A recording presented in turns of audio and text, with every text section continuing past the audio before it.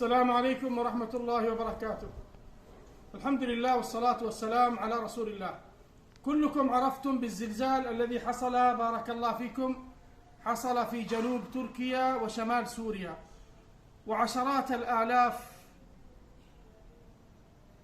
لقوا حذفهم وماتوا رحمهم الله تعالى، وأسأل الله جل وعلا أن يجعلهم من الشهداء، لأنه صاحب الهدم كما قال النبي صلى الله عليه وسلم وأخبر أنه شهيد. فالزلزال كائن لا محالة. الله جل وعلا يقول: إذا زلزلت الأرض زلزالها.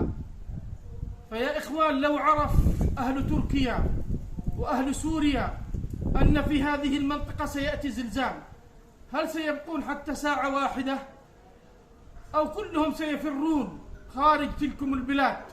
والله لن يبقى أحد في تلكم المناطق الذي أصابها الزلزال. لو أعلنوا في الإعلان المرئي والمسموع وكل التواصل الاجتماعي أنه سيقع زلزال في هذه المنطقة، ما بقي أحد، كلهم سيفرون وسيهربون من تلكم المناطق التي أصابها الزلزال. ولكن عندما تزلزل الأرض زلزالها، أين يفرون؟ أين يلجؤون؟ أين سيهربون؟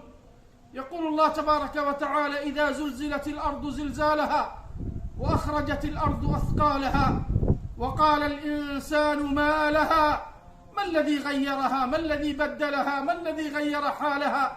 وقال الإنسان ما لها. زلزلت الأرض جميعا، أين تفر؟ أين تهرب؟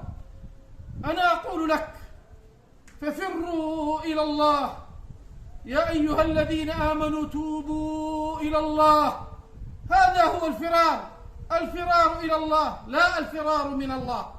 ويقول الله تبارك وتعالى: يا أيها الناس اتقوا ربكم إن زلزلة الساعة شيء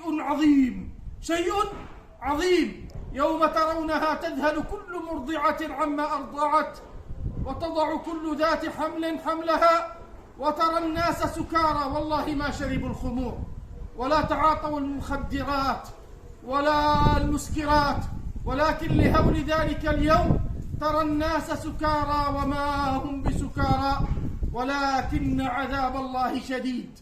لو عرفنا، بدأ بقوله تعالى: يا أيها الناس اتقوا ربكم. التقوى تكون ماذا؟ متق الله سبحانه جل في علاه، وتكون جاهز لأمر الله سبحانه جل في علاه. أقول قولي هذا وأستغفر الله لي ولكم، والسلام عليكم ورحمة الله وبركاته.